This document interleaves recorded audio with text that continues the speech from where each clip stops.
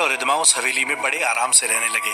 रिद्धिमा और कुणाल वहाँ के रहन सहन में एडजस्ट करना सीख गए थे और फिर एक दिन कुणाल ने रिद्धिमा को अपने साथ हॉस्पिटल चलने के लिए कहा। रिद्धिमा, बहुत दिन हो गए, तुम्हारा रूटीन चेकअप नहीं हुआ है, तुम आज मेरे साथ हॉस्पिटल चलो।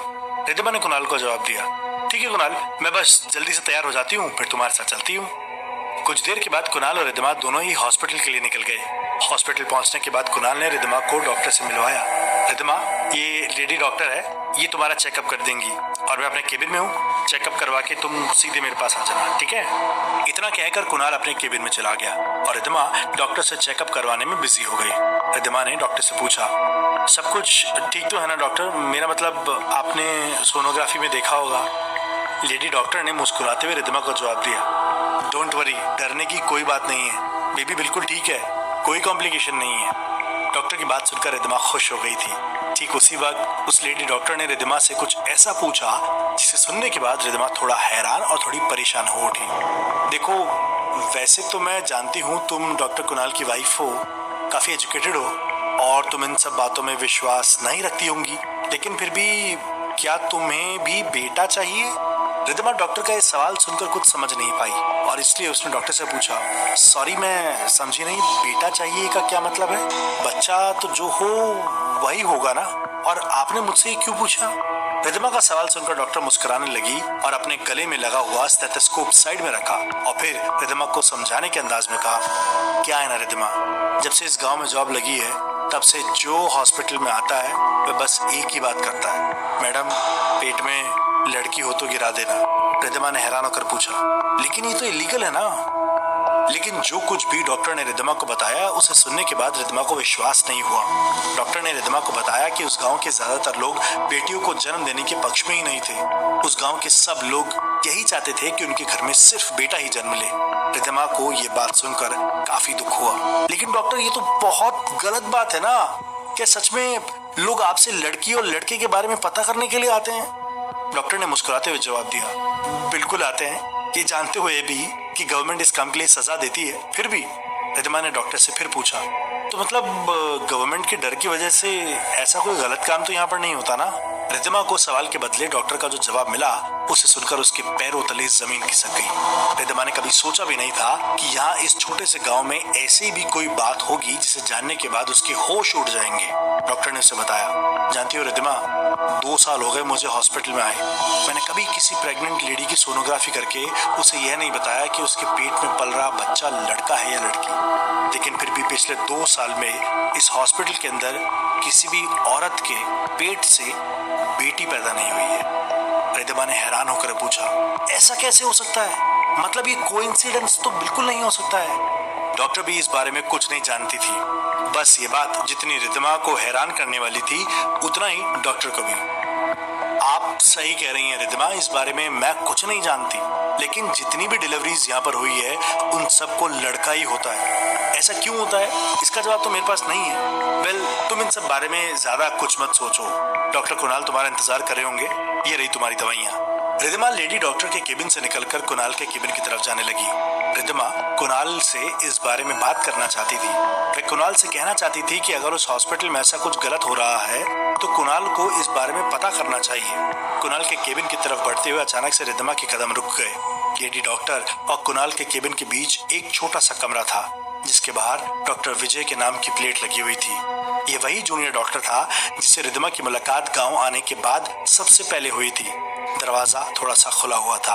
रिद्धिमा की नजर अचानक वहां पर पड़ी। रिद्धिमा ने देखा कि डॉक्टर विजय किसी से बात करने में बिजी थे, लेकिन उनके साथ ही रिद्धिमा ने डॉक्टर विजय के कमरे से किसी लड़की के हंसने की आवाज सुनी। लड़की के हंसने की आवाज सुनकर रिद्धिमा के कदम अचानक से वहीं रुक गए। रिद्धिमा ने सुना विजय उस लड़की से कह रहा था, मिलने क्यों नहीं आती तुम मुझसे? तुम जो चाहती हो वो मैं भी दे सकता हूँ। जवाब में उस लड़की ने कहा, आपसे नहीं चाहिए मुझे तो सिर्फ उससे चाहिए जो इस चीज की असली हकदार है। विजय ने बड़े ही प्यार से लेकिन हल्की सी नाराजगी जताते हुए उस लड़की की बात का जवाब दिया, एक बार आजमा कर तो देखो, फिर किसी और के बारे में सोचोगी भी नहीं। लेकिन तुम तो मुझे छूने भी नहीं देती। उस लड़की की शरारत भरी हंसी के साथ साथ उसका जवाब भी आया। अच्छा अच्छा, अच्छी तरह जानते हो इसके पीछे बहुत बड़ी वजह है, लेकिन वो भी मैं आपको नहीं बता सकती। पहली बार तो मुझे सिर्फ वही हाथ लगाएगा जिसके इंतजार में मैं 25 साल से बैठी हूँ। और फिर हंसने की वही आवाज। रिद्धिमा ने बड़े ध्यान से उन दोनों की बातें सुनी। आवाज धीरे धीरे आ रही थी, लेकिन रिद्धिमा को सब कुछ साफ सुनाई दे रहा था। रिद्धिमा ने अपने आप से कहा, यह आवाज तो लक्ष्मी की जैसी है ना?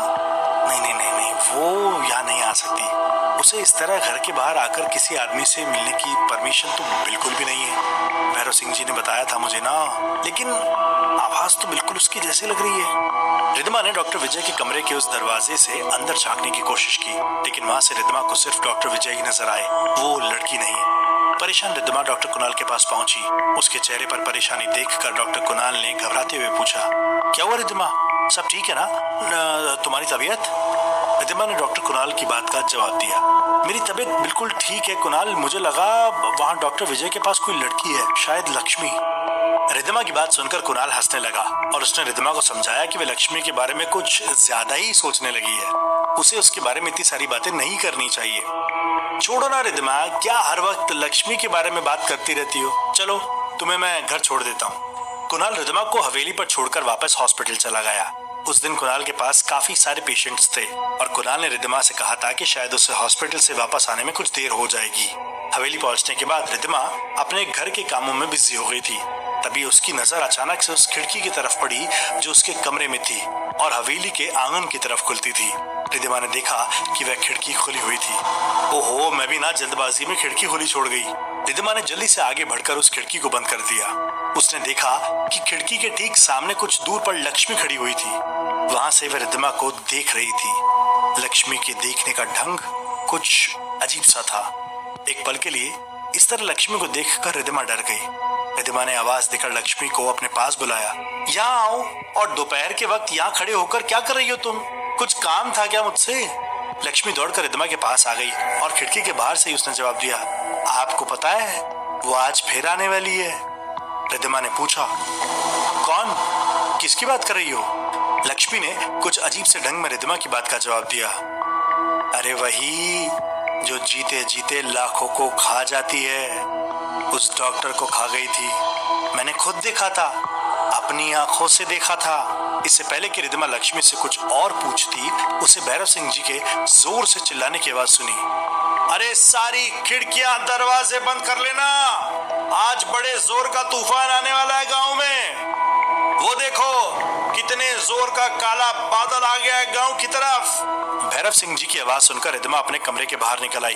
उसने देखा कि भैरव सिंह और रुक्मा देवी जी आसमान की तरफ देख रहे थे। जैसे ही रिद्धिमा बाहर आई, रुक्मा जी ने उसे आदेश देते हुए कहा, अपने कमरे में जाकर बैठ, तुझे पता है ना जोर का तूफान आने वाला है। रुक्मा जी की बात सुनकर रिद्धिमा डर गई थी।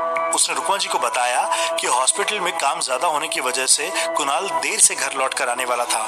रिद्धिमा के ये कहने पर रुक्मा जी ने उसे अपने साथ चलने के लिए कहा, डॉक्टर को आने में देरी होगी, तू अकेली डर जाएगी, या हमारे साथ हमारे घर में रहना। जब तूफान थम जाएगा तो चली आना यहाँ पर।